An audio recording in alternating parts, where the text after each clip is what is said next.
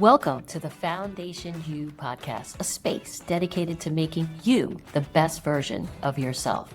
It really does start with you. I'm your host, Dr. Young Dorn, and through this podcast, I explore what it means to build an inner foundation. We talk about self-love, growth, healing, and building healthy relationships that are sustainable. Alongside the podcast, I just built an online course for teachers, coaches, and helping professionals. People just like today's guest, who feel called to share their knowledge online and want support using AI as a tool in the process. That course is live on my website, foundationu.com.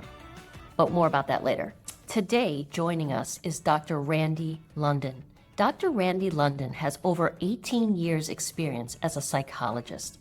In her private practice, she supports clients in navigating life's transitions, deepening self-understanding, and cultivating meaningful relationships. In her role as a school psychologist, she brings deep insight into emotional and developmental challenges young people face. Dr. London is passionate about helping clients move beyond survival mode and into alignment with their authentic selves. She guides those she works with in strengthening intuition, building confidence, utilizing effective communication skills, and developing self-care practices that promote healing, resilience, and emotional balance. Drawing from both her professional training and personal life experiences, Dr. London creates an engaging and compassionate space for reflection and transformation. Her workshops invite clients to reconnect with their inner wisdom and lead purposeful, empowered lives. Wow. Dr. London, thank you so much for being here. Thank you for having me. To start us off, I'd like for you to share your story for people that don't know who you are, what you do, what originally drew you to this work, and what continues to keep you engaged in it for so many years. Okay, where to begin? So over the past couple of weeks, I've been facilitating these women's workshops, and I've actually been telling my story a couple of times, and I've been trying to conceptualize it a little bit in a nutshell. And I feel like my story it may not be dramatic, but I think it's relatable to what a lot of us struggle with in life, and probably more women than we know have gone down similar paths. And I'll just get started. I grew up, I have one sister, and I grew up, my family was intact until I was about 7 years old, and my parents divorced. And I think that was like really the first major traumatic type of thing in my life. I know that the divorce rate's 50% or whatever it is, and it is a pretty common occurrence, but really when I reflect on it, and especially as a psychologist working with kids going through divorce, it really is such a major event in a child's life. Right? We're going through or having this life that we know, it is what we know, and all of a sudden we don't know anymore what that life is. It's changed, it's different. We may live in two separate homes. My mom stayed in the house for a while, my dad moved out. We ended up selling the home, moving. I had to change schools. So there were a lot of kind of like transitions and adjustments, and I was an anxious kid, but I think I suppressed a lot of what was going on. I learned at a very young age to not to tip the dynamics in the house, not to put more stress and more pressure on anything that was happening. When we grow up and there's a lot of chaos or fighting, children learn at a young age these survival strategies and, who we need to be to make everything okay. I went through high school, went through college. Everything seemed to be going the way I thought it was supposed to go. But all the while I was doing typical teenager things, still suppressing a lot of pain, probably acting out in some ways as a result of that. But went to college and eventually met my ex-husband when I was about 21 years old. Just got into graduate school. We got together and got married about 4 years later. 5 years later, had our first child, and I again thought I was doing all the things that I was supposed to be doing. We ended up having 3 children. After a couple of moves, we bought our dream home. I would got a job in the district I'd interned in, working as a school psychologist. And my career was always my rock solid foundation in my life, started some private practice. But all the while, and as I reflect, probably for many years, I knew something, some intuitive voice was telling me, like, is this all there is? And then a series of events in 2019 led to these crazy major changes in my life and a series of traumas that happened all at once. And as a kid, I had never experienced like death or anything major other than my parents' divorce and having moved and stuff. I think at about 40 years old, I was literally like blindsided by the slew of things that were about to happen in my life. One, I was transferred from the building that I was working in at the time, that I was deeply connected to and passionate about the work I was doing there. At the same time, I had some major fallouts with the women I was hanging out with in my life that were my friends at the time. In retrospect, I certainly take accountability for these things and how it happened. And then shortly after that, issues came up that led to my husband at the time and I getting divorced. With full transparency, I did not want the divorce at the time. I really wanted to work on things, and he was in a different place, and that was okay. We were together almost 20 years, and there was a lot of things there that led to that point. So, but figuring out or having to come to this reality that I was getting divorced, which also meant having to sell our home, a home that was our dream home, that we had just redone the whole backyard. And it was a shock to my system to think that these parts of my identity would now be stripped. I would be stripped of them. And I really struggled with, if I'm not his wife, if I'm not living in this house, if we're not part of this family, who am I? And I will say through my adult life, I did have a lot of anxiety again. And that I think like a lot of us who experience anxiety, maybe not to like a clinical level, but dealt with it with some unhealthy coping strategies and some self-destructive behaviors that I really had to take a look at that time. And with the imminence of that divorce and then having to sell my home and the stress, I felt the pressure mounting and mounting. And it almost felt like there was just a boulder that was like slowly crushing me that I couldn't figure out how to get out from under. But then the hits kept coming. We decided in September of 21, we were getting divorced, put the house on the market in December. The house sold a week later, and that was a lot to take. And that was in the beginning of January of 22. And about a week later, while I was out shopping for furniture with my mom, who we'd had a very strained relationship for a long time. She had a lot of her own issues, but in that past year, she really got herself to an amazing place. And I felt like for the first time in my life, like she's here with me. She's here for me. She was my biggest support during that time. She and my sister, who lives in California. And we were out shopping for furniture, and she was having stomach pains, and she used to complain about stomach pains, go to the hospital. And she said, I think I need to go to the hospital. And I didn't really believe it was something major, but she ended up needing to have a surgery due to a tear of something in her intestines. And then it went septic, and this was right after COVID, couldn't go to the hospital. And she ended up going into an induced coma.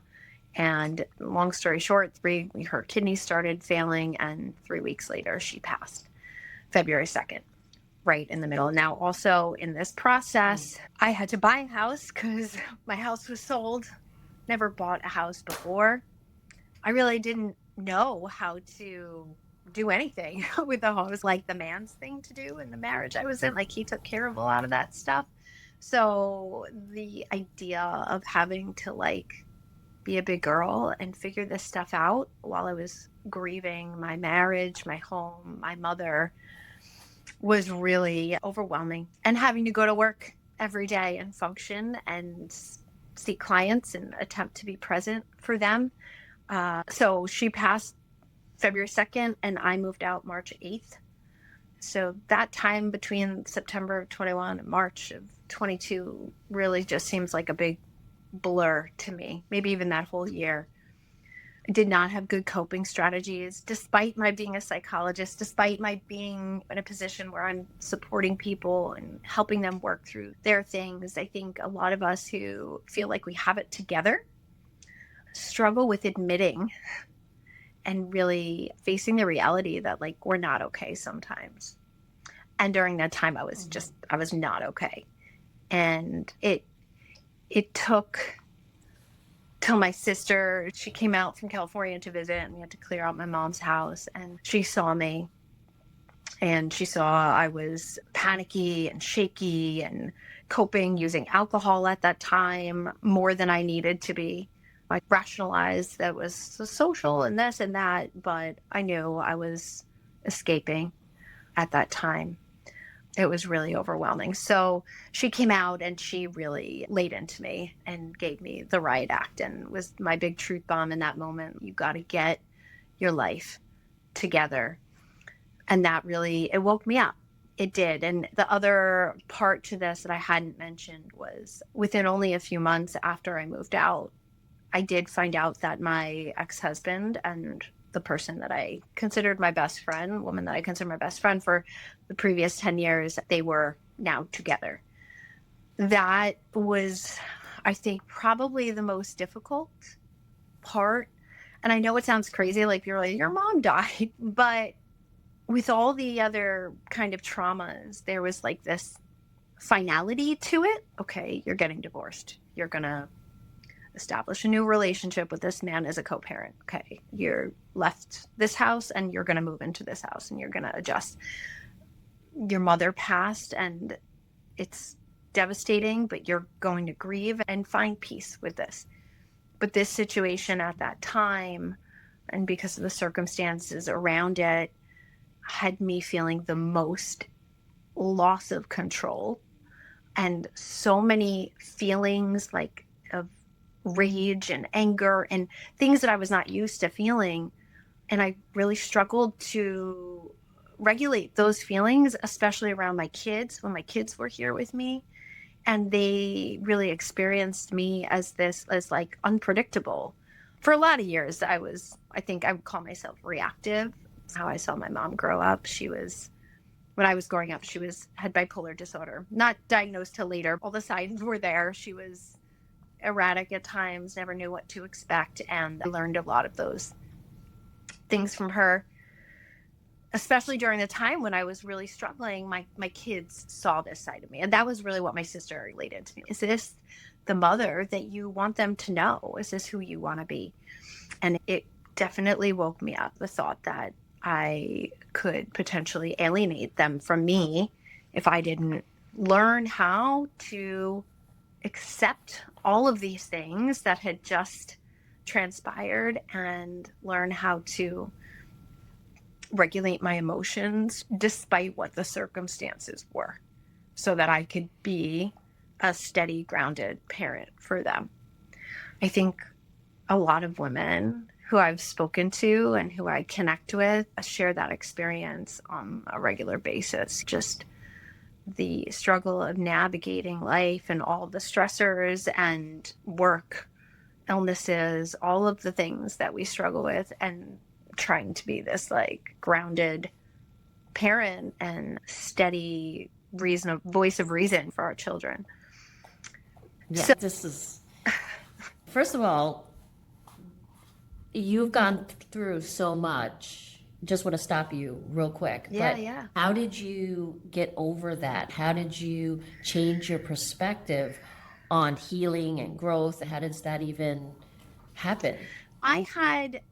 Over the past 20 years, I had done a lot of yoga, and I was always like into working out. I was very consistent with that my whole life, like through And it was the thing I think that probably grounded me the most through all of this. And yoga, when I would go to yoga, it was like a place where I felt calm, that I could escape sweating, doing Ashtanga yoga like 5 times a week for 90 minutes, like at that time when I'm in my early 20s. And when my sister came out, she said, "You have to try hot yoga." And I was like, hell no, that's way too hot. I can't do that. I'm going to want to run out of the room. Right. And her words have stuck with me. And I probably have repeated them to 50 people, and especially like the new people that come into hot yoga and they're like dying. And then I share this with them. She said, "It will teach you how to maintain calm in the chaos. You will discipline yourself, discipline your mind and your breath so that you can be still and be calm. And when your body wants to run." That's all. And that needs it. It was intriguing to me. I still didn't want to jump into it, but I like intuitively knew it's what I needed at the time. So I gave it a shot. I always loved yoga. I was like, okay, let's try this. And that first time, I mean, I had so many emotions come up. If you've ever done it, if everyone's ever done it, the poses change the energy flow in your body. And especially when you're going through some things, and some of the poses, like, it can bring up emotions. And I found myself in tears on the mat. I found myself having to lie down multiple times because they tell you, don't leave the room. You're going to go to jail if you leave the room. Don't ever leave the room during a hot yoga class. But yeah, I cried, and I'm about 3.5 years in on that. And I'm addicted. It's the best thing I ever did. But that has been one of the biggest parts of my healing. And I cried a lot on that mat in the beginning. And just this past birthday, my sister actually got me a new yoga mat because I was in such a different place. And I said, okay, now it was a black mat. Now I have a light purple one. I'm like, we're starting a new chapter. We're bringing in the light. But that was only one thing. I started reading tons of books: The Untethered Soul, Surrender Experiment, Codependent No More, God, Welcome Home, Radical Acceptance. I have a note section that's like books and things that changed me. It's so long. Listening to podcasts. I did acupuncture. I started massage. I read The Body Keeps the Score, and I learned about how we store trauma in the body. So sometimes, no matter how much we talk about it, we actually need to do some somatic exercises or movements, whatever it is, to release that stored energy from our bodies. And I journaled. I went to tons of workshops. I went away on retreats. There's an amazing retreat center up in Massachusetts called Kripalu, where I went and I learned how to be silent. I went to meditation classes. And for the first time in my life, I learned how to quiet my mind. And that was not easy. Like, I was definitely one of those people that was like, nope, that's not going to happen. I can't stop thinking for a moment. And I started out with how to meditate program, and I was just so committed to not feeling the way I was feeling. I recognized that there were so many things that were not in my control in this life and at that time. And then I reflected and realized that probably my whole life was like an attempt to control everything. I was always that person. If you didn't text me back quick enough, I was like, what did I do? I'm sorry. People pleasing, all of that stuff. And I think that always stemmed from my childhood and just being so uncomfortable with discomfort. I couldn't sit in it. If somebody was upset with me, or I perceived that they were mad at me, or that I did something to upset someone, it created such anxiety in me that I had to do all these things to control my environment, my circumstances. Control is an illusion, right? So those attempts would fall flat, and I would be left with my anxiety. And then without the right tools, I would escape and escape and escape and escape. And those led to more negative consequences in my life. That's really where this healing journey started, from all of that. And it's gaining this spiritual perspective has really taught me to look at life's traumas and the pain that we suffer in this life as our teachers, as my teachers. And when things happen, I practice saying to myself, why is this happening for me and not to me?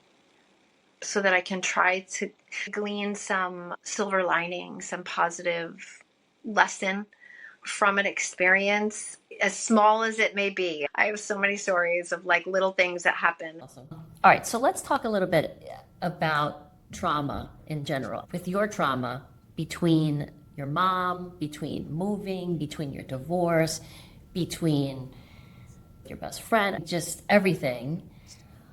How did you even know that you were going through this trauma? And for people listening, how do they become self-aware of what's going on? Self-aware of like at what point, you mean at a point where we're not really functioning? How do we know when we're not okay? Yeah, people talk about triggers all the time, right? Yes. Like, how do you even know you're having a trigger? You become Oh, okay. aware of that. Yeah, I got it. When I really started learning about emotion regulation and how to regulate my emotions, what I learned is how to tune into what was happening in my body.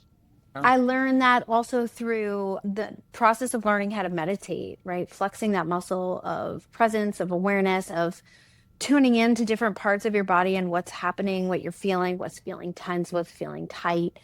And then starting to bring that body awareness into everyday life. And in the process of working to learn to regulate emotions, we tune into moments when all of a sudden our body feels dysregulated. Maybe our heart starts pounding really fast, our breath gets shallow, we get really hot, our brain is like all fuzzy and all over the place, and we're thinking a million thoughts and we can't seem to think straight. Because it's really in that dysregulated state that we make poor choices, or that we act impulsively, or we act reactively rather than responding in the best way possible. So I think that what I learned is, especially at that time, there was a lot of discord between my ex and I.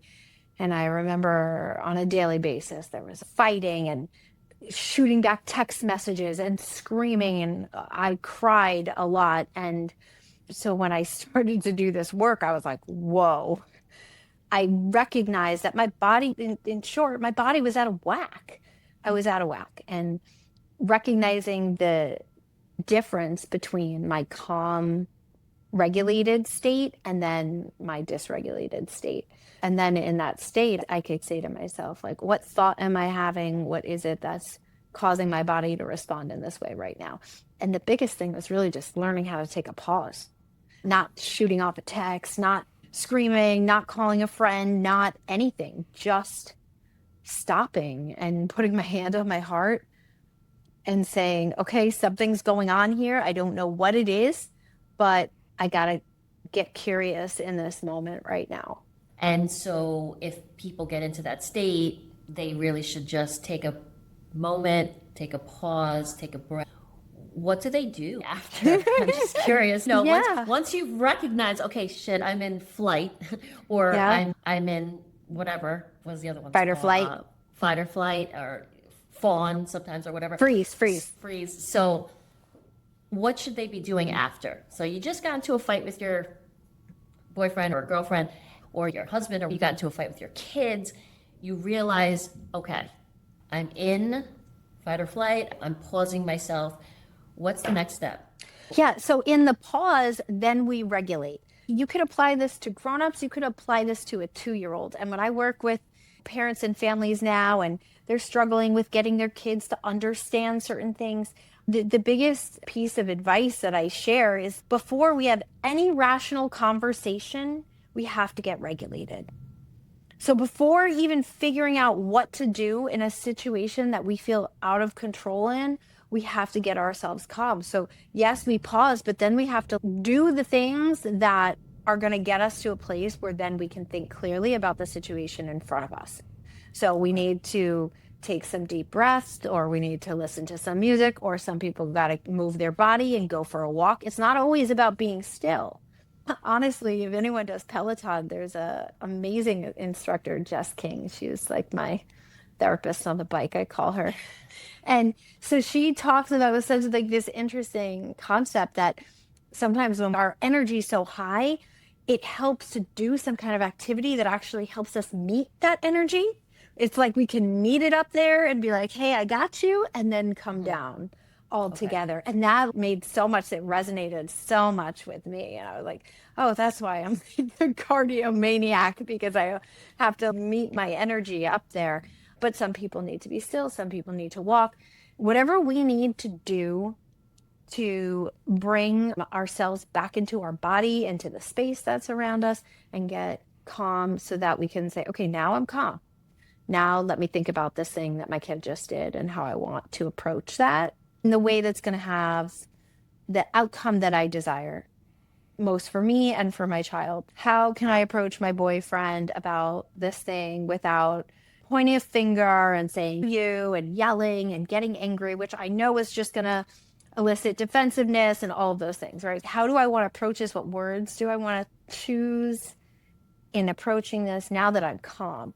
But oftentimes we don't do that. We just react and freak out. Right. And that's what I did most of my life. And now my kids, well, they know, okay, something breaks, something spills, like mom's not going to freak out. And really, I just look at it and I'm like, especially after, if anyone can relate to this, after going through a divorce or a lot of trauma, sometimes it really puts the little things into perspective. And you're just like, all right, whatever, no big deal. Exactly. You know my story. So after trauma, I'm like, woo. Yeah. So when people have gone through this trauma, they're regulating themselves. How do they trust themselves? How do they trust their intuition that, okay, maybe this isn't the situation for me? Now that I've calmed myself, I've thought about things, how do people trust their intuition? God, intuition is like a whole topic on its own, really. We could do a whole podcast about intuition, and I'm facilitating these workshops with women now, and we're doing a lot of practices and having these really amazing conversations about how we connect to our intuition. And Glennon Doyle wrote a book called Untamed, and she talks about that being her inner knowing. And I talk about it as our inner compass, like our true north that exists within us. And I think most of us can look back at our lives and we can probably pinpoint certain times in our lives where we've made decisions that later turned out not to be the best ones. But if we go back to when we made those decisions, there was something like this little twinge or a gut feeling, right? We talk about our gut. That's our intuition. That something that said, I don't know about this. And like, we're so quick to poo-poo it. We silence it. We're like, it's a whisper, and we rationalize, we justify the thing that we want. Maybe we do those things because we feel the pressure of our families or society or our friend group or whatever it is, that we should be in a certain place. We should be at a certain milestone in our life. We should be with certain people. And so we make it fit. Right? We ignore our intuitive voice often because we try to make certain situations in our life fit that are not really authentic or in alignment with our soul and what our soul desires, what's our true yes and our true no. A lot of the work that I do with women is first starting to get quiet, right? Coming to that quiet space and just listening and asking yourself a question. It could be like, is my name Randie? And then you hear a response internally. Okay. This is just like a little practice, right? I'm doing it. So I'm just breathing and I'm just asking myself questions, random questions. Yeah. Okay. Probably one that you know the answer to start. Okay. That is something true or not. Okay. And it's like a voice that you hear inside you. It's not somebody else's voice, but it's actually your own voice. Is my name Randie? And I hear yes. But most of the time we're so frazzled and in our ego minds and all over the place that we don't really get quiet and listen to that voice. Or when we have a gut feeling or we have a nudge, we don't follow it. Like I said, we ignore it a lot of the time. But so this is a practice of starting by asking those questions. And then when we're in life and we get a nudge or a gut feeling about something, we bring awareness to it, right? And then we just sit for a second, sit in your car, go to the bathroom, whatever it is, and just sit with yourself. close your eyes. I like to put my hand on my heart, like a little pressure there, just to remind myself I'm in my body. Okay, we're here. And then I will say, what's this about? What's this feeling about? I now have this decision to make. What is true for me? And oftentimes what I'll do is I'll play out scenarios. Okay, if I say yes to this, how does that feel in my body? If I say no to this, how does that feel in my body? And I observe. And our body will literally 100% of the time tell us the answer. If you imagine a scenario of a choice that you're making and you say yes or you say no, or whatever the options are, your body will either tense and tighten or it will relax and be at ease. And when you're at ease and when you're at peace and you can feel that, right? You imagine yourself in that situation and your body's at peace and at ease. Yeah, go with that.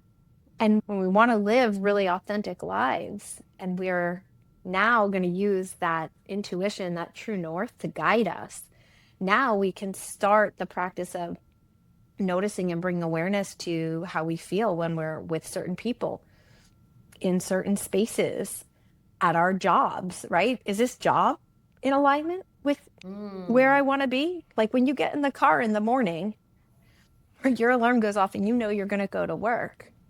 Does your body tense and tighten? Does your brain start negotiating with how you can get out of it? Or do you feel like, okay, like I'm going, like this is just it? They're all signals for us to tell us, are we on the right path? And I think one of the biggest things is that in society, we often follow paths we think that are prescribed for us and not the ones that we intuitively and authentically choose. What you just said is so key. First of all, I feel like when someone goes through a traumatic event or trauma in general, I don't think they realize how they feel. I don't think they actually sit and just say, oh, where am I getting this feeling? To even know to trust themselves, like you said. So the fact that you said to just sit there and go, okay, I'm having a feeling in my throat now, or I'm having a feeling in my heart now. Yeah. And I actually want to add to that. And again, this could be a whole nother podcast. In part of my healing process, I didn't mention that over the last year, especially, I cut alcohol out of my life. It was a process for me and I educated myself a lot. But more than anything, I tuned in. I used those tools to observe how alcohol felt in my body. And was it helping me or hurting me? Was it in alignment with what I was trying to do in my life, who I was trying to be? And ultimately it was not. But if anyone else has ever tried to change their relationship with alcohol, what we often notice is stopping or removing alcohol from life doesn't make it better. Most of the time we realize that was just suppressing a lot of the feelings that we were avoiding. So if you're really committed to it, as I was, I knew that, and I experienced the rush and the wave of emotions after 3 years, the amount of grief that hit me, a ton of bricks. I realized that I had drowned myself in 3 different relationships since the divorce, escaping those feelings, escaping with alcohol, escaping with whatever else. And when I stopped and I was committed to sitting with it, there was a lot of pain and a lot of grief. And I had to feel it. And I cried and I slept. And there were waves that hit me out of nowhere. But I learned how to ride these waves. Some of those skills were in a DBT program I did, dialectical behavior therapy, learning about riding the waves and urge surfing, right? When I had the urge to escape, I would just sit with the feeling and feel it and knowing that it could not last forever. It's not going to last forever. So sitting with it, allowing it, crying through it, screaming through it, whatever I had to do. And it seemed really intense for a while, but little by little, it stopped being so frequent. The waves came less frequently. And all of a sudden, I'm 4 years later. And although there are always moments and struggles, I feel like I could, for the first time, be like, I'm on the other side. When waves hit me, and one hit me hard this morning, and I talked to you about, I came home and right before we came on, I did the 20-minute meditation on letting go of some feelings of bitterness and anger. And that was a tool for me. Fell asleep while I was doing it. And I was like, okay, but now my body's relaxed and I wasn't in that space that I was all morning. It's just using my tools. I don't freak out. I'm not like, oh my God, this is going to be forever and ever. And the thing that used to freak me out the most was the feelings were so intense that they felt like they would never go away. Yes. I guess that's why people avoid, right? Yeah. You had mentioned avoidance before. Talk a little bit about what happens when you avoid or you have those vices. Yeah, I love are this. Unaware. Totally. And it's interesting because I work a lot in my private practice and of course in the schools with kids with school phobia and separation anxiety and in my private practice as well. And I have a little visual that shows that our anxiety is like a hill and it peaks. And when we avoid something, it follows the line up the hill, but it ducks out real quick before it gets to the peak. But it's a wash cycle back to the beginning. And so you keep avoiding, but then you have to come right back to the trigger. But what we don't know is that little peak is only a very short distance above where we duck out. And so if we just have a little bit more grit and we hang on a little bit longer, then quickly we get to the other side of that peak and it starts to come down on its own. And we use our tools to get there to the other side. But so often when we run or we escape or we numb out or we avoid or we use substances, all we're doing is prolonging the inevitable. It's our feelings that need to be felt. And we're denying ourselves of the opportunity to allow and release. It's like we're keeping it stuck, just going around and around. And this wash and rinse cycle, wash and rinse is over and over again. But we have to allow and release. So if a person knows that they are avoiding, what should they start doing? Is there something that they can right away? Is there like a switch or something? I think that when we want to break a cycle of avoidance, part of that is knowing that we have to expose ourselves to the thing that's going to create the anxiety or whatever the feeling is that causes us to avoid. So it's really about first having a commitment to say, I want to break this pattern. And then having an awareness of what's happening in your body in the moment that you want to avoid, that you want to run, and sticking through it. And this is where I come back to the hot yoga. Okay. It taught me how to, and it teaches us how to, like when you want to run out of the room and avoid the feeling that you're feeling, what do you do to stay? And the biggest thing that we do is connect to our breath and slow our mind and slow our heart rate. And we say things like positive self-talk. I can get through this. I have the tools I need to make it to the other side. This feeling of discomfort is not going to kill me. No one ever died from feeling uncomfortable. I'm going to be okay. So a lot of the times we also have these like cognitive distortions when we want to avoid situations. We catastrophize and we personalize and we just think the worst of every situation. But when we speak to ourselves in a more rational and compassionate way, we can actually assist ourselves in getting to the other side of the thing that we're avoiding or whatever it is that we've built up to be this horrible and catastrophic event in our mind. We think of it in more rational and neutral terms, and then our body responds in kind, right? Oftentimes my clients, my college girls, I love them so much. They'll be like, this situation was horrific or it was terrifying. And I was like, okay, so tell me a situation that would actually terrify you. You're going to fall out of a roller coaster or you walk in and find your loved one like not breathing. Like those are terrifying situations. This test that's coming up on Wednesday, is that actually terrifying? No? Okay, so what language can we use instead? Okay, Right. It's anxiety provoking. Okay. It's uncomfortable. It's really figuring out or catching ourselves when we're speaking to ourselves in ways that elicit this fight or flight response in ourselves. Right. Yeah, I think a lot of people, they get scared of what they think is going to happen, or like you said, it's not heart surgery. They're not cutting you open. So whatever it is, you're just uncomfortable. And even in these major life situations, that felt devastating to me. It was one of the things that I ruminated about the most. And a wise man said to me, a friend at the time said, Ran, it's sticks and bricks. It's just sticks and bricks. You're not taking it to the grave. Think about how you're thinking about this. And that line stuck with me, and it sticks with me to this day, and I share it with people because the meaning that we attach to things, to people, to situations, to the things that create our identity, our attachment to the things is what creates our suffering, because we fear if we lose these things, we don't know who we are. That's key. You gotta say that again, because no, that was so good, because that's so true. I think we put these meanings on things, and when we want to avoid them, it's because the story we're telling ourselves is so much more catastrophic than really what it is.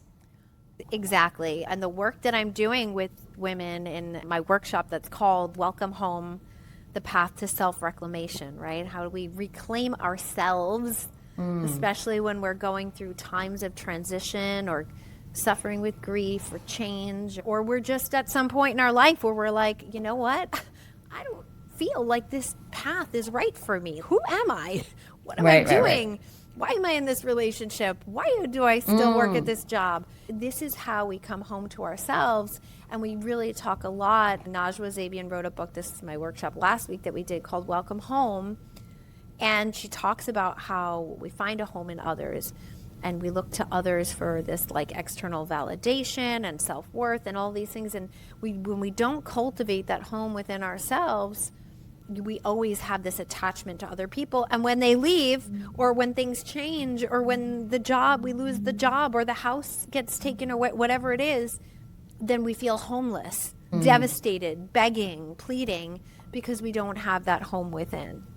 So there's this process that we go through of building a foundation of self-awareness and self-acceptance first, and building these rooms on top of that foundation of self-love, compassion, forgiveness, surrender. There are a couple more. It's a really great book. First of all, it goes well with this podcast, Foundation You. So really trying to just build that foundation within yourself. Of course. I'm going to put it in the show notes too, but where are these workshops? Where can people get in touch with you if they have any info, if they want to even work with you? Of course. Thank you so much for asking that. I am in the process of creating a webpage, which is probably long overdue. You can find me on Instagram at Lotus Holistic Healing, LOTUS Holistic Healing, and you can message me on there. And my workshops are at the Holistic Center for Soulful Living in Smithtown, and it's soulfullivingcenter.com. And we can link up the website. And my next one is February 4th, and there's going to be 4 more after that. And then I'm really loving this workshop thing and connecting with women and just really giving back. I feel like I've found a purpose and a passion for sharing my journey and the things that have helped me to heal and grow, and also sharing that even in that path that I continue to struggle, and that there's no black or white. You're not on one side and then the other side. It's a lifelong journey, and it's a real mindset shift in terms of how we approach the world that we live in. And we know that change is inevitable. We know that loss is inevitable, and grief is inevitable, and frustration, and all of the feelings that we try to avoid. But we approach life every day with this mindset of, okay, like I've got the tools, and whatever life throws at me, I'm gonna approach it with compassion and acceptance, and use my tools to the best of my ability. And then we can, with that positive energy, we can go into like manifesting and really attracting and creating the things that we desire. That's amazing advice. Just this whole conversation has been riveting, because I'm just thinking about me, like I'm just thinking about the takeaways. So some of the takeaways that I have learned just from talking with you is that when we feel emotionally unregulated, we need to just take a pause to like just chill, and we're in flight or fight mode.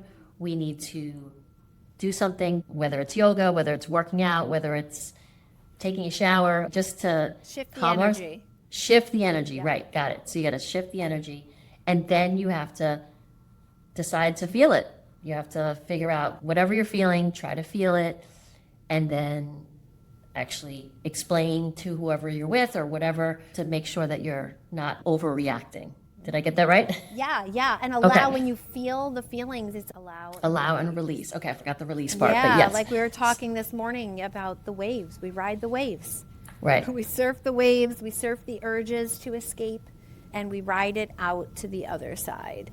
Right. And we always make it to the other side. Like nothing, no feeling lasts forever. It's just a feeling. They're like the clouds that come and the clouds that go. And this was an amazing conversation. I'm really hoping that the listeners really can take away the things that I took away anyway. And I really do appreciate you coming on this podcast, because I really do think you're going to help so many people with your workshops online eventually when you get to your website. I'm just so excited for you to help so many people. thank you, me too. I'm super excited, and I definitely feel like it's been my purpose, and I'm doing it scared, right? But I'm doing it and it feels really good. So thank you. I appreciate being here. This is great. Thank you. For listeners, especially teachers, coaches, and helping professionals, conversations like this highlight how much wisdom we already have within our lived experiences. Finding ways to share that is something we all really need to do more of. And thank you for spending your time with me. Don't forget to connect with Dr. London. Check out my other podcasts available on Apple Podcasts, Spotify, and YouTube. Please take care of yourselves, and remember, it really does start with you. See you next time.